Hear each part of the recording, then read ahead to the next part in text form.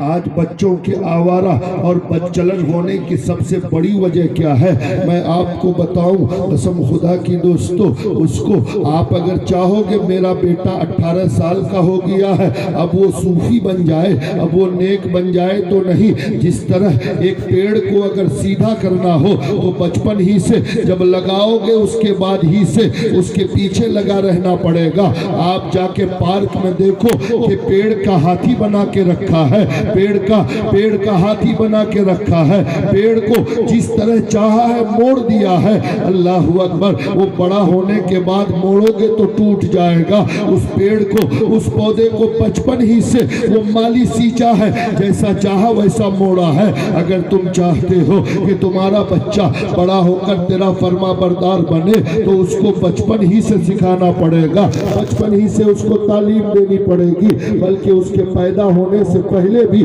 اس کی اچھائی کی فکر کر سکتے ہو۔ آپ کہو گے پیدا ہونے سے پہلے، حضرات محترم میں آپ کو بتاؤں کہ آج معاشرہ کیوں خراب ہو رہا ہے۔ آج ہمارا قوم کا نوجوان جب وہ شادی کی عمر ہوتی ہے اور شادی کرنا چاہتا ہے، نوجوانوں غور سے سننا، ہو سکتا ہے تم کو بات میری بری لگے، تھوڑی سی تلخ لگے، کڑوی لگے، تو لگے مجھے کوئی فرق نہیں پڑتا ہے، اس لیے کہ اگر تجھے میری بات بری لگے گی ہو سکتا ہے کہ تم مجھے گالی دو، من ہی من میں دو یا یہاں سے جانے کے بعد تو دے لینا بھی بھر کر گالیاں، مجھے ان گالیوں سے نقصان نہیں بلکہ فائدہ ہے، اس لیے کہ میرے نبی نے فرمایا، حدیث پاک میں آتا ہے، ایک مسلمان دوسرے مسلمان کو جب گالی دیتا ہے، جس کو گالی دیا اگر اس نے برداشت کر لیا، صبر کر لیا، اس کو گالی کا جواب پلٹ کر گالی سے نہیں دیا، تو نبی فرماتے ہیں کہ گالی دینے والے کی نیکیاں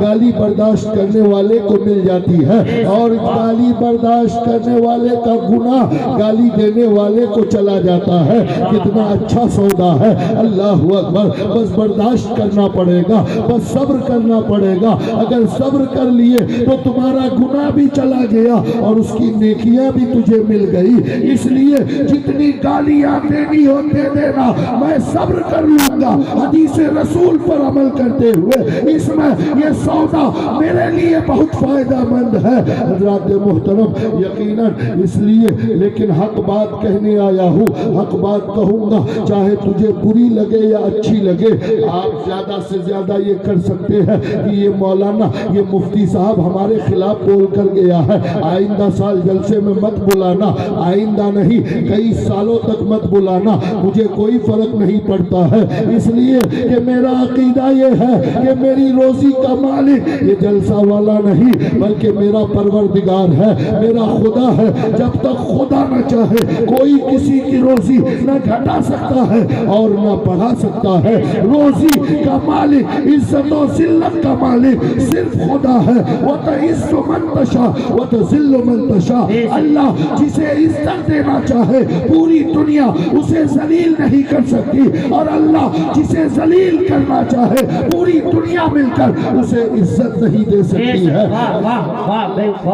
روزی اللہ کے ہاتھ میں ہے، اس لیے حق بولو، حق سنو، حق پر چلنے کی کوشش کرو۔ اگر تمہارا باپ شریعت کے خلاف حکم دے تو یہ مت دیکھو کہ میرا باپ ہے، اگر تمہاری ماں کہے نماز مت پڑھو تو یہ مت دیکھو کہ میری ماں ہے، اگر تیرا پیر شریعت کے خلاف حکم دے تو یہ مت دیکھو کہ میرا پیر ہے، اگر کوئی عالم مفتی محدث شریعت کے خلاف حکم دے تو یہ مت دیکھو کہ یہ مفتی صاحب ہے، عالم صاحب ہے۔ عالم اس وقت تک عالم ہے، مفتی اس وقت تک مفتی ہے، باپ اس وقت تک باپ ہے، ماں اس وقت تک ماں ہے، پیر اس وقت تک پیر ہے، جب تک شریعت والا حکم دے، شریعت کے خلاف حکم دے تو یہ مت دیکھو کہ سامنے کون ہے، یہ دیکھو کہ قرآن اور حدیث نے کیا کہا ہے، نبی نے کیا حکم دیا ہے۔ حضرات محترم تو یقیناً آپ کو میں بتاؤں کہ یقیناً آج کا نوجوان جب شادی کی عمر ہوتی ہے، شادی کے لیے جاتا ہے، تیار ہوتا ہے، تو اس کے ذہن پہ سب سے بڑی بات یہ ابھرتی ہے کہ میں جس لڑکی سے شادی کروں وہ ہمارے محلہ، ہمارے گاؤں میں سب سے خوبصورت لڑکی ہو، میری بیوی سے اچھی خوبصورت، اور گاؤں اور محلے میں کوئی دوسرے کی بیوی نہ ہو۔ یہ اس لڑکے کے ذہن کی بات ہے، اور اس اسی بیٹے کے باپ کے ذہن پہ یہ بات آتی ہے کہ میرے گھر میں یعنی میرے بیٹے کی شادی ایسے گھر میں ہو جہاں سے اتنا دہیز آئے کہ پورے محلے میں اس سے زیادہ دہیز کسی کے بیٹے کو نہ ملا ہو۔ بیٹا یہ سوچتا ہے کہ بہو خوبصورت ہو، بیوی خوبصورت ہو، اور اس بیٹے کا باپ یہ سوچتا ہے کہ مجھے صرف بہو سے کوئی مطلب نہیں، بس میرے بیٹے کو دہیز ڈھیر سارا ملے۔ اللہ اکبر۔ اور یہی دو چیزیں معاشرے کو تباہ اور برباد کر دیا ہے۔ یقیناً نبی نے فرمایا کہ جب تم شادی کرو تو اس لڑکی کے اندر 4 چیزیں تلاش کرو۔ 4 چیزیں کیا ہے؟ ایک تو یہ ہے کہ وہ لڑکی خوبصورت ہو۔ خوبصورت ہونا غلط بات نہیں، نبی نے بھی فرمایا کہ خوبصورت لڑکی عورت سے شادی کرو، خوبصورت ہو، اس کا خاندان اچھا ہو، اور اس لڑکی کے اندر اخلاق اور تہذیب ہو، وہ لڑکی دیندار ہو۔ نبی فرماتے ہیں مالدار بھی ہو، لیکن 4 چیزوں میں سے سب سے پہلی چیز جو تمہیں دیکھنی ہے وہ یہ کہ وہ لڑکی دیندار ہے کہ نہیں، باقی 3 چیزیں ہے کہ نہیں، لیکن دیکھو کہ لڑکی کے اندر دینداری ہے کہ نہیں۔ آج ہمارا نوجوان جب لڑکی دیکھنے جاتا ہے تو سب سے پہلے تو اس کی خوبصورتی، اس کے بعد جب انٹرویو ہوتا ہے، پوچھ تاچھ کا مسئلہ چلتا ہے، اللہ اکبر، تو سب سے پہلا سوال یہ ہوتا ہے کہ میٹرک پاس ہو کہ نہیں، آئی اے اور بی اے کیے ہو کہ نہیں، اسکول اور کالج کی ڈگریاں ہے کہ نہیں، اگر نوکری اگر پڑھی لکھی ہے تو ICDS کی نوکری مل جائے گی، MSK SSK کی نوکری مل جائے گی۔ اللہ اللہ، پڑھی لکھی ڈھونڈنے والوں، یقیناً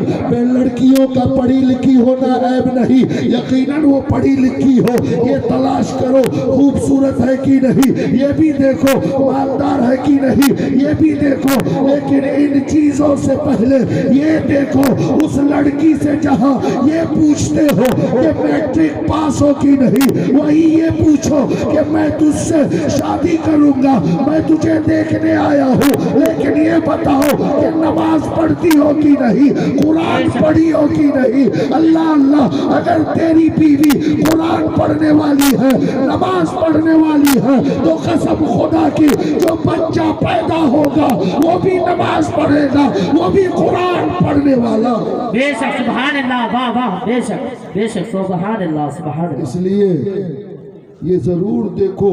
کہ تمہاری ہونے والی شریک حیات بیوی نماز کا عادی ہے کہ نہیں، وہ قرآن پڑھی ہے کہ نہیں۔ حضرات محترم، اور تماشا دیکھیے، آج جب باپ اپنی بیٹی کی شادی کرتا ہے تو دنیا کی ساری چیزیں دہیز میں دے دیتا ہے، کوئی چیز چھوٹتی نہیں ہے، ایسا لگتا ہے کہ کسی فقیر کو بیٹی دے دیا ہے، اس کے گھر میں کچھ بھی نہیں ہے، سب کچھ دینا ہے، بسترا دینا ہے، پلنگ دینا ہے، چٹائی دینی ہے، فرش دینا ہے، تکیہ دینا ہے، اللہ اللہ، گھر کی ایک ایک چیز دے دیتا ہے، اللہ اکبر۔ لیکن قسم خدا کی دوستو، یہ توفیق کسی باپ کو نہیں ہوتی ہے کہ جہاں ساری چیزیں دیا وہاں ایک مصلی بھی خرید کر دے دوں، ایک تسبیح بھی دے دوں، قرآن کا ایک نسخہ بھی ہدیتاً دے دوں، تاکہ جب مصلی لے کر بہو سسرال پہنچے گی وہ سسرال والوں کو بھی احساس ہو کہ بہو اپنے مائکے سے مصلی لے کر آئی ہے، یہ پیغام لے کر آئی ہے کہ نماز میں بھی پڑھوں گی، اب جس گھر میں آ گئی ہو اس گھر والوں کے لیے بھی یہ پیغام ہو کہ میں مصلی لے کے آیا ہوں، آئی ہوں، اسی لیے پورے گھر کو نمازی بننا ہے۔ بے شک، سبحان اللہ، واہ واہ، بہت خوب بہت خوب۔ قوم کے لوگوں، ان چیزوں پہ آپ غور کیجئے، اور میں آپ کو بتاؤں کہ یقیناً آج انہی چیزوں کا اثر ہے کہ آج ہمارے بچے جو بگڑ رہے ہیں تو ہمارے بچوں کے بگڑنے میں ماؤں کا سب سے بڑا ہاتھ ہے، اس لیے کہ ماؤں کی گود اگر پاک ہو جائے، ماں کا پیٹ پاک ہو جائے تو پورا معاشرہ پاک اور صاف ہو جائے گا۔ قسم خدا کی، یہ میں نہیں کہتا، عیسائیوں کا بہت بڑا مفکر، بہت بڑا سائنٹسٹ نیوٹن کہتا ہے کہ تم مجھے اچھی ماں دو، میں تجھے اچھی قوم دوں گا۔ عیسائی مورخ کہتا ہے تم مجھے اچھی ماں دو میں تجھے اچھا سماج دوں گا، تم مجھے اچھی ماں دو میں تجھے اچھا معاشرہ دوں گا۔ جس قوم کی مائیں جتنی پاکیزہ ہوں گی اس قوم کے بچے اتنے پاکیزہ ہوں گے۔ حضرات محترم، ماؤں کے پیٹ میں بچے ہوتے ہیں، مائیں جھوٹ بولتی ہوئی نظر آتی ہے۔ ماں کے پیٹ میں بچہ ہے، ماں اپنے ساس اور سسر کو گالیاں دیتی ہے۔ ماں کے پیٹ میں بچہ ہے، ماں اپنے پڑوسیوں کے ساتھ جھگڑا کرتی ہے۔ ماں کے پیٹ میں بچہ ہے، ماں دوسروں کی کھیت سے سامان چرا کر لاتی ہے۔ ماں کے پیٹ میں بچہ ہے، ماں اپنے شوہروں کو گالیاں دیتی ہے، اس کی نافرمانیاں کرتی ہے۔ اس لیے وہ ساری نافرمانیاں ماں کے پیٹ میں رہنے والا بچہ کے ذہن پہ بیٹھ جاتا ہے۔ جب وہ بچہ بڑا ہوتا ہے تو انہی چیزوں کو دہراتا ہے جو حمل کے وقت اس کی ماں نے اس کو پیٹ میں رکھ کر کیا تھا۔ وہی چیزیں بچہ بڑا ہو کر سماج معاشرے کو دہراتا ہوا نظر آتا ہے۔ آپ کہو گے میں ہوا میں باتیں کر رہا ہوں، نہیں، تاریخ یہ بتاتی ہے۔ میرا غوث اعظم پیدا ہوا تو 17 پارے کا حافظ بن کر پیدا ہوا۔ سرکار غوث پاک جب پیدا ہوئے تو پیدا ہوتے ہی 17 پارے قرآن کو حفظ کیا ہوا ماں کے پیٹ سے غوث اعظم حافظ قرآن بن کر پیدا ہوئے۔ اللہ اللہ، کیوں؟ علماء فرماتے ہیں کہ غوث پاک کی ماں ام الخیر فاطمہ 17 پارہ قرآن کی حافظہ تھی۔ غوث اعظم کی ماں، غوث اعظم پیٹ میں ہے، آپ کی ماں روزانہ قرآن کی تلاوت کرتی ہے اور غوث اعظم ماں کے پیٹ میں رہ کر قرآن سن سن کر 17 پارہ قرآن جو ماں تلاوت کرتی تھی غوث اعظم پیٹ میں رہ کر اسے یاد کر لیتے ہیں۔ اس کا مطلب یہ ہے کہ آپ کا بچہ آپ کے پیٹ میں ہوتا ہے اور آپ جو باتیں کرتی ہیں آپ کے بچے کے ذہن پہ وہ باتیں بیٹھ جاتی ہے۔ اس لیے اگر آپ نے اچھی باتیں کی تو بچہ اچھا ہوگا، اگر آپ نے غلط باتیں کی تو بچے کے ذہن پہ وہ غلط باتیں بیٹھتی ہے۔ وہی بچہ بڑا ہو کر ماں باپ کو گالیاں دیتا ہے۔ اے میری قوم کی ماں، تمہارا بچہ تمہارے پیٹ میں ہے اور تم نمازیں پڑھو، روزہ رکھو، تلاوت کرو، اللہ کی عبادت کرو تو یقیناً وہ بچہ بڑا ہو کر تمہیں گالیاں نہیں دے گا بلکہ تمہارے قدموں میں اپنے لیے جنت تلاش کرتا ہوا نظر آئے۔ نعرہ تکبیر، نعرہ رسالت، نعرہ رسالت، مسلک اعلیٰ حضرت، مسلک اعلیٰ حضرت حضرت علامہ و مولانا مفتی فیروز عالم صاحب قبلہ، حضرت علامہ و مولانا مفتی فیروز عالم صاحب قبلہ زیارت قبور کانفرنس، زیارت قبور کانفرنس، نعرہ تکبیر، نعرہ رسالت۔